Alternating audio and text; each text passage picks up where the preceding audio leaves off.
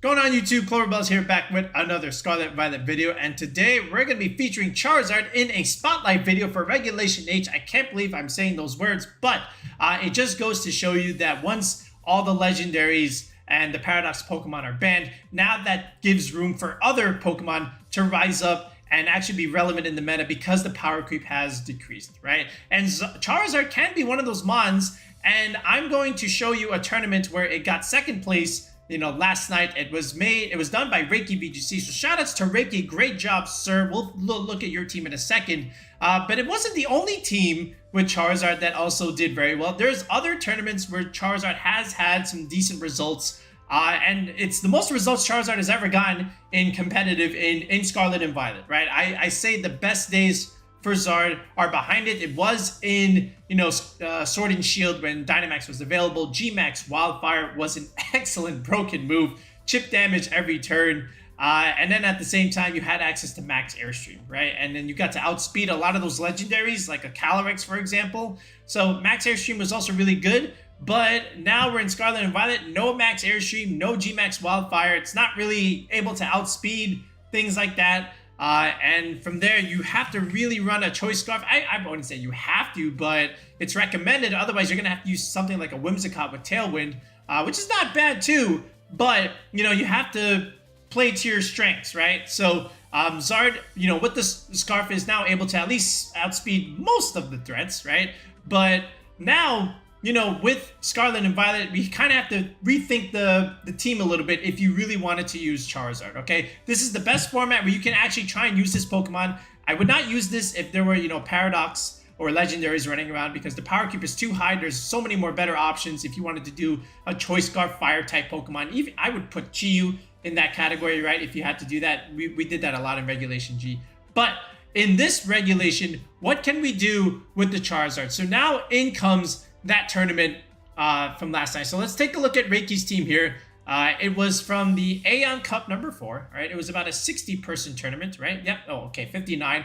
And look at Rakey's team here, all right? And it's a very, very well-constructed squad, and the pieces all make sense, okay? So first of all, we have Zard. We have the Choice Scarf Zard. Makes sense. Heat Wave, Air Slash, Scorching Sands. That was a very standard set that you could run on Zard. And then you have Weather Ball, which is really good. Single target fire type attack in the sun, with solar power is very, very strong, right? Because solar power, that's basically a life form, right? So think about that. Then you have the Torkoal giving you the sun, okay? Yeah, there's no Groudon, so we need another Sunsetter. Yes, you could use Ninetales, but Torkoal works well with the rest of the pieces, and we'll explain why in a second. So this is the Eject Pack Overheat set. I like that. That is exactly the way I would have done it if I had to do it myself. So good job, Rakey, in, with this type of set. So the whole idea with Zard and Torkoal with this Eject Pack set is you can come in, you can click Overheat, nuke something, okay, and then your special attack drops, right? But then you get to switch out, because of that with the Eject Pack and bring something else in.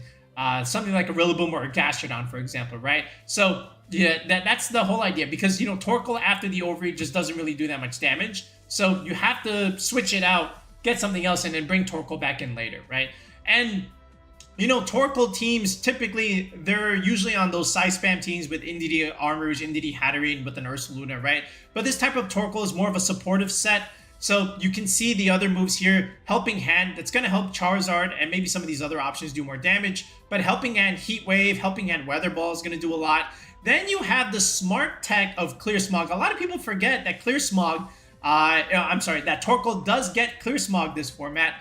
And not just format, but, in the game in general. And that's going to be good against stuff like Dondozo later on, right? If you can position yourself, especially if you have the Terra Grass available, you can take that Wave Crash and then Clear Smog it, wipe away those buffs, and then from there you get to do a bunch of other stuff, right? And that's also good against other things, like Annihilate setup moves or even some Swords Dance, Nasty Plot stuff, whoever wants to go for that. So Torkoal has a good set here with the Eject Pack, so I like that a lot. Then we have other things that remind me of the patented Rinya Sun, okay? So anytime I see Charizard, Grimmsnarl, okay, and Gastrodon, I already just think about that Rinya Sun team back in Sword and Shield, right? Because Gastrodon was that Kyogre check that, Groudon kind of struggled with a little bit. So that's also really smart. And then, just overall, Gastrodon has a really nice niche, especially against those rain teams. Think about like, Palafin, or, Basculegion, or Keladin teams. Gastrodon looks really good in this format as a nice supportive niche Pokemon. And I like Yawn because that's going to give you a lot of momentum, right? Because the whole idea with Yawn is now your opponent has to make a decision. Do I stay in and deal the damage now, or do I risk getting slept and having a useless Pokemon, for at least up to, 3 turns, right? So that's going to force your opponent to maybe make a positional change. They want to switch out, but then they get out of position. And then now all of a sudden you're looking pretty good at that particular turn because they switched out, right? And, this is also really good against setup Pokemon because if they want to go for like, these Swords Dance plays, then they risk getting slept. And if they have to switch, then all the boost that they got is completely gone, right? So that's good. And at the same time, think about this. Now you have Farigiraf over here, okay, which helps 2 Pokemon in particular. One, it helps the Gastrodon because look at this speed, 39. That's very low. So it's going to be good in Trick Room. It's much slower than the Ursalunas. So you can actually force them to sleep, which is really nice, okay? And then at the same time, that's also going to help the Torkoal because, Torkoal in Trick Room is always going to be good. Overheat, if you get to come back in and click that move after the switch out, is also going to do a nice bunch of damage in the sun, right? So I like this a lot. And it's also anti-priority stuff. So, Gastrodon being weak to like a Rillaboom, for example. Well, that's okay because you've got Farigiraf here to cover your bases and then stop the Grassy Glide, from ever happening, right? Then we go into Rillaboom here. So now imagine Venusaur, take it out. Now you add Rillaboom here. Now you get this nice little Fire Water Grass Core with the Rillaboom, the Gastrodon, and the Charizard. You get Fake Out on your side. So what you could do is do Fake Out, Trick Room stuff, switch out into either Torkoal or Gastrodon. Or you can just have Fake Out Grimmsnarl, which we'll talk about in a second. Fake Out Screens potentially. But this is also really good against some of those other water types, those bulky water types that can give some of these teams a little bit of problems. So you can have Rillaboom Pressure against, some ground types like the Ursaluna, right? And then at the same time, you can also have Rillaboom against stuff like Palafin, for instance, right? Or even the Primarinas that are running around. So, the Primarinas sometimes can give something like this some issue, right? It doesn't have to click Hyper Voice. You can click +1 Moonblast. And then Gastrodon doesn't really want to deal with that, right? So having the Rillaboom against some of these other water types is going to be nice. And then look at the Grimmsnarl, right? This is one of our channel favorites besides Celesteela. We always love Grimmsnarl. We prefer it. It's a comfort pick. You set up screens. You put bulk behind the rest of this team, okay? And all of a sudden, stuff like Gastrodon and Rillaboom become really hard to remove because you're getting leftovers, grassy terrain recovery, and now you're behind screens. So all that damage is being mitigated, okay? And that's what you want. You want to mitigate damage. You want to click Yawn and then put things to sleep. Then bring in some big sweepers like the Zard in the end game and then finish things off, right? So screens, of course, then Thunder Wave, right? That's good speed control there. Paralysis check. So in case things want, opposing Whimsicott tailwind things, that's okay. You can kind of neutralize that a little bit by going for something like a Thunder Wave, which is really nice. And then at the same time, look, you have Trick Room available to you, right? So you have a couple forms of speed control here. You have status here, with the Yawn. You have the Fake Out Pressure. And you have some positional things with, the Eject Pack and even the U-turn, right? So you have a lot of going for you here. And then you also have like Helping Hand stuff, right? So that's really good. So I like this team, just the way it was constructed. It makes a lot of sense. So now what I want to do is, I know Rakey didn't give out EV Spirits. Why shouldn't he, right? It's his team. He wants to probably use it more later on. But what I want to do is go into the team builder. Let's put some EVs on this. Let's test it out and let's show you how good this squad is, okay? Okay, so we've got all the sets here from Rakey's team. And again, I won't change anything in terms of the sets, with the Terra types, the items and whatnot. All I'm really doing is I'm just slapping on EV spread, so this way I can test the team out myself and show you what exactly it can do. So with the Torkoal here, because it has this Eject Pack set, and we're always going to be positioning our Torkoal in and out, we kind of want to go for bulk on this type of Torkoal set rather than straight, 252 special attack. So what I'm going to do is I'm going to go Relax Nature. So that's going to still give me the edge in Trick Room. It's going to give me that defense boost, okay? But what I'm going to do, because I have a Rillaboom here, I'm going to pretty much go max HP, but I'm going to drop it just by 1 point there. getting 176 as opposed to 177. Why? Because that's a little bit more optimal for the Rillaboom grassy terrain, right? Because again, grassy terrain recovery, 1/16 of your max HP. This is going to give me a nice solid whole number, whereas 177 gives me a decimal value, right? So I want that here. Then I'm just going to go to one of the bumps here in defense and dump the rest here in special defense, and that's it, okay? Because this Torkoal is meant to be supportive rather than, you know, offensive with that eruption stuff, charcoal choice spec set that you might normally find on those other Trick Room teams. This is more of a supportive Torkoal set. So I'm going to go with the second bump here, right? So here's the first one, right? 187. How do I know this is a bump? Because as I raise the stat, it goes up by 2 points instead of 1. So then after that, it's every 80 EVs from each bump to the next one, right? So 76 plus 80, it's gonna give me 156, right? And here's the next bump. You see how you go from 196 to 198? Where's the 197? Is it magic? No, this is what we call an EV bump. Okay, and then the rest here just goes into special defense. Okay, it's just a bulky Torkoal. Now, again, if you're trying to play competitive Pokemon, if you're new, if you're, you know, just starting to play and you're trying to learn how to do EVs like what I'm doing here, you got to know what EV bumps are. It's a very fundamental skill to understand. So if you don't know what EV bumps are, make sure you comment below asking what are EV bumps. I will respond to you and reply to you with an answer, and hopefully that will help you understand what these bumps are and how to go for them, you know, in each Pokemon, all right? But just as I showed you, it's only in the natured stat, and it's every 80 EVs between each bump, okay? You know, up to 3 bumps there, right? So in this case, the third one, you know, if I had to show it to you, after 156, add another 80 EVs, right? So 236, so then that would be right here, right? You see how you go from 207 to 209, 208 gone. So I'm just going to that bump here, and then again, just dumping the rest into special defense, all right? And again, keep in mind, every Pokemon has different bumps. There are no equal bumps. Like, it's not always going to be 76, 156, 236, right? Every Pokemon has different bumps depending on the stat, right? In this case, it was defense. If I were to switch it and choose another stat, then it would probably have some different bumps, right? So just keep that in mind for each respective Pokemon. Okay, from here, I'm going to go Desart. It's a Scarf set. That's all I really want. I'm just going to go straight 252 here. Again, this is just something easy for a Choice Scarf Pokemon, just to try, get out and test and get ready to go. I don't know if Rakey put any bulk on this Charizard. Maybe he did, maybe he didn't. I'm not sure. He might have also optimized the HP a little bit for the solar power. I want to say Rakey would do something like that. And that would require like taking a little bit of special attack off there. But at the end, you know, we'll just make that adjust. We'll tell you what that is later on. But I just want to just slap on 252 here. It's still okay for a Choice Scarf Pokemon. Okay. Other than that, Farigiraf. So the main damage calc I want to do here with Farigiraf. First of all, I'm going to hit the Rillaboom Grassy Terrain Recovery. I want to hit a nice even number with the Citrus Berry. So I'm going to go not 208. I'm going to add another 16 EVs there, right? 224 will be my benchmark. Let's go Bold Nature. Okay, and I want to survive King Gambit stuff, okay? So I'm thinking Black Glasses, King Gambit. So here's what I'm going to do. I'm going to go in Pokemon Damage Calculator, all right? And I'm going to put in Farigiraf over here, blank set. Okay, let's do bulky support here, but I'm going to take away the defense there. Let's go King Gambit here.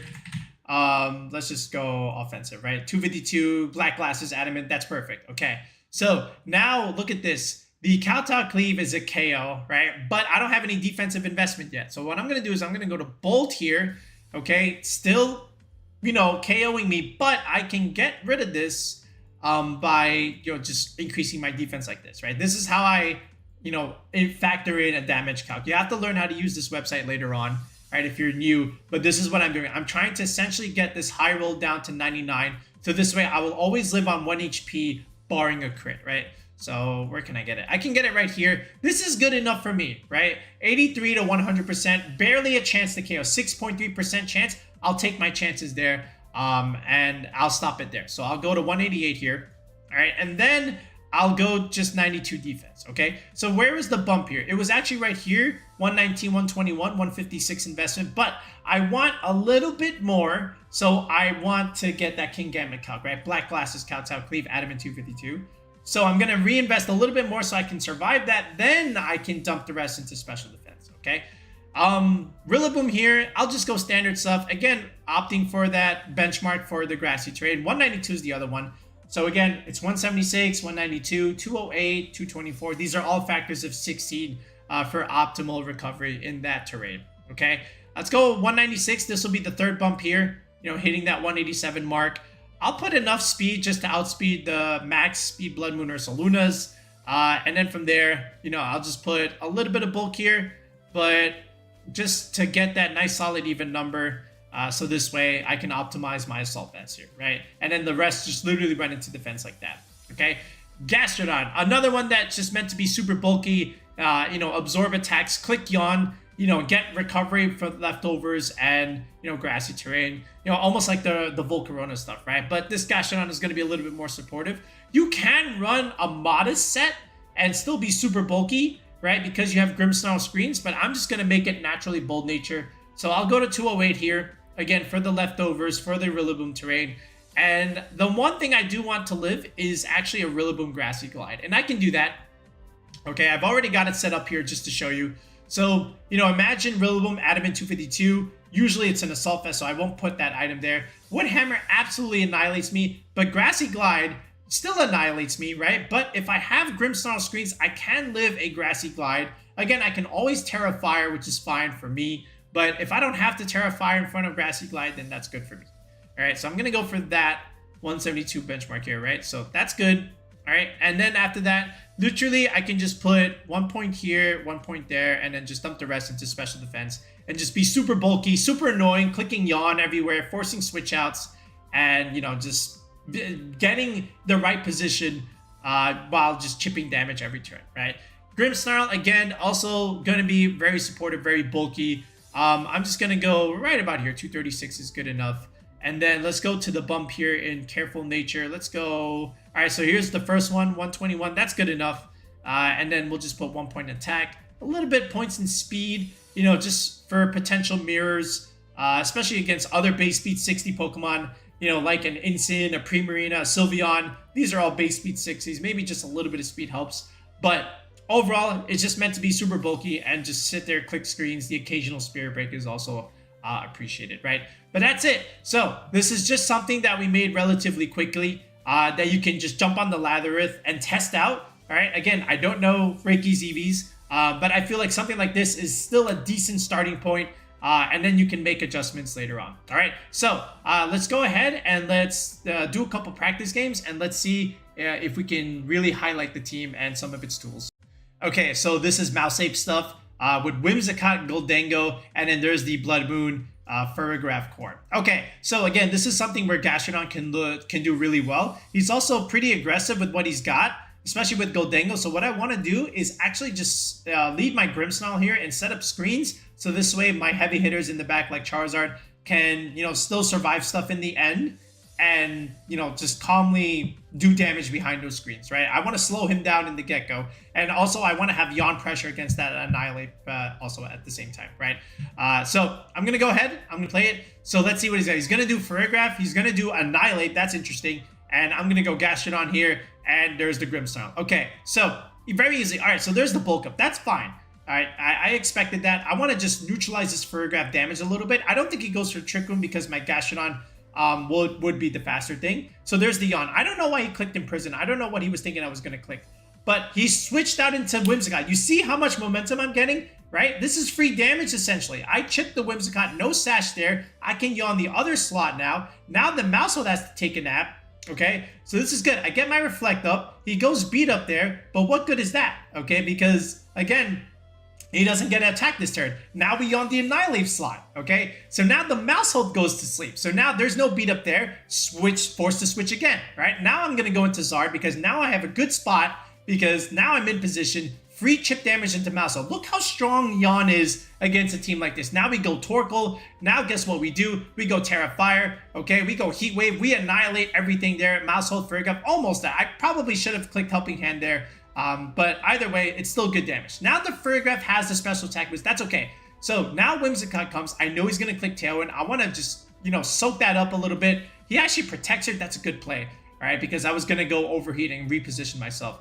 All right, so he does protect. That's fine. Gastrodon can eat these attacks. We're super bulky. I don't want to lose the Torkoal here, so he does go for Encore. Oh, that's huge there. All right, so he goes Hyper Voice. We eat that, and now we remove the Farigiraf. He never really got going, right? He got the special attack boost, could not really, capitalize on it. Now he's forced to just do it. Whimsicott Annihilate here. Encore into Gastrodon again. That's okay. Rage Fist does not KO. We have Reflect. Okay, free dip damage with the Earth Power. Again, I know he has Defiant, but look at this. Overheat, take out something, switch out, and before you know it, look at this. He's only down to his Annihilate. I still have all 4 Pokemon. I still got Zard in the back. His Tailwind is expiring next turn. This Annihilate can be plus 60. He's not beating my Zard and Torkoal in the back, once we've, got them in position, right? He's already taken a lot of chip. Single target, Weather Ball definitely cleans up there. So look how good Yawn was here and just forcing him out of position. So this way he couldn't do anything with his Pokemon. All right, here's another aggressive Whimsicott team. I see the Typhlosion there. That already just tells me like eruption stuff. There's the Tauros. There's the, the Decidueye. He's got a good Fire Water Grass core here. He's got an Indeedee here. Again, I'm thinking Rillaboom here could be really good. But what it really is going to come down to is how I manage the Torkoal and the Charizard in the late game around a lot of this stuff. Okay, so let's see how we do here. So I'm going to go Grimmsnarl. I want to slow him down. There's the Farigiraf again. I want to try and trick him against him. He's going Typhlosion Whimsicott. He's going Eruption stuff. So he goes Terra Fire. All right, Sunny Day comes out. I do Light Screen. I'm pretty sure I can live, but he crits my Farigiraf. I live on Grimmsnarl because I have really good EVs. Okay, so unfortunately for me, I got crit, and I can't trick him. That's okay. Because now we can go for Zard here. He goes Tailwind. All right, I'm going to have to take a risk here. I go Thunder Wave. We go with the Heat Wave. I missed the Whimsicott, so more bad luck. But a little bit more luck later, we paralyzed the Typhlosion, right? So that's okay. Now he's forced to, think about other things. I'm just going to get up my screens while I get a chance, just in case the Sneasel or the Tauros or the Decidueye comes in from the back. So Zard cleans up here. All right, Whimsicott, Typhlosion go down. That's fine. I've lost 2 Pokemon already myself. He goes Indeedee, and there is the Sneasel. He cannot click Fake Out. I am in Psychic Terrain, and I'm not a Flying type anymore. Okay, so he's going Helping Hand. I'm gonna pretty sure I live this, right? And I do because Grimmsnarl is so good. He does paralyze me. That's unfortunate. But look how much we melt. Indeedee gets burned. A little bit more luck returned to me. And we take out the Sneasel because Torkoal's so good, and the Indeedee goes down to a burn, right? So this is how you can always punish teams like this. A quick 4-turn battle, right? Even though we led Grimmsnarl, we tried to mitigate damage, but because he also led something like super aggressive and we removed those options anyway, we were able to just clean things up later on, right? But look how valuable Grimmsnarl was in this game, just making sure my Charizard would live. And that's the whole idea with Grimmsnarl on this team, right? Slow teams down that want to be super aggressive, and then clean up from the back behind screens.